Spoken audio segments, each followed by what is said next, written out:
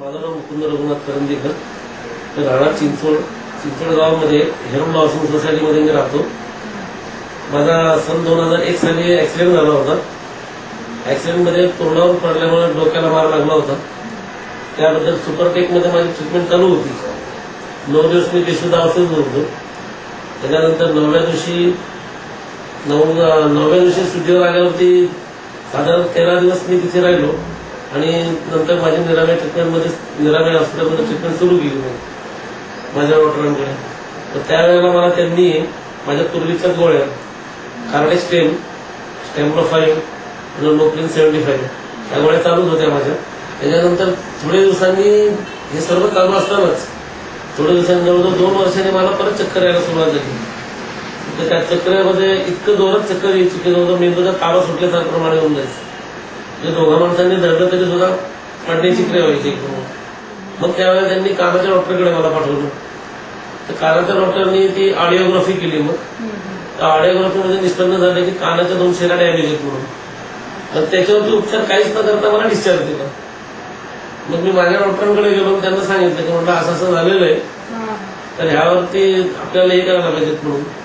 त्यावेळी मी त्यांना दाखवलं. तर मग त्यांनी एक ट्रीटमेंट मला दिली कानासाठी की साधारण उजव्या बाजूचे एक आणि डाव्या बाजूचे एक असे कानाच्या लिक्विडची जी लेवल आहे ती सेम केली. मग आणि त्यांनी मला बराच म्हणजे गुण पडला. म्हणजे चक्रा बंद झाल्या, पण आजमधनं मला अशी चक्कर यायची की उठावंसं वाटायचंच नाही तेव्हा. ती चक्कर जवळजवळ साधारण पाऊण तास तरी राहायचीच. त्यामुळे हालचाल बंदच. मला एका जागेत बसून राहावं लागायचं. साधारण अर्धा एक तास. ठराविक वेळ असं नाही, कधी पण यायची. अगदी बाजारात तरी सुद्धा येणार, सर्वसाधारण. याचा एक मार्क केलं मी की एक्झर्शन झालं की एक्झर्शन मध्ये कसं हीट बीट जास्त उकाळा वगैरे किती चक्कर यायची. ते सहन व्हायचं नाही मला, चक्कर येणार. आणि ती चक्कर जायला साधारण मला तास 1.5 तास तरी आराम करावा लागतो. मला एक दिवस असंच हे ओझोन थेरपीचं ह्याच्यामध्ये वाचलं पेपरमध्ये. आणि त्याप्रमाणे मग मी ठरवलं की आपण तिथे जाऊन बघावं तरी नेमकं काय आहे ते म्हणून. त्या सेमिनारचा ते लेख वाचला आणि त्या लेखामुळेच मी डॉक्टर केदारांना भेटलो. त्याच दिवशी मी ट्रीटमेंट सुरू केली, कारण मला आवडली ती ट्रीटमेंट.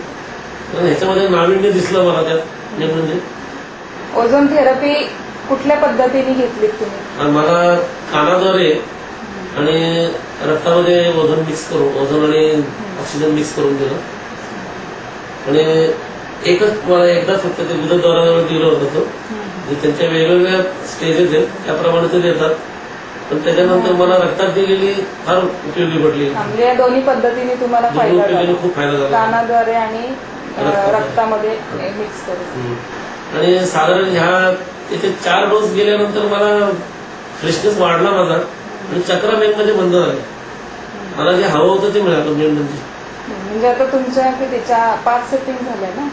9 झाल्या. 9 झाल्या ना आता. आज मी पूर्णपणे 12 म्हटलं तरी काही हरकत नाही. म्हणजे 3 ते 4 सेटिंग नंतर तुम्हाला फरक जाणवला? 4 सेटिंग नंतर मला फरक जाणवला. म्हणजे फ्रेशनेस पण वाटला.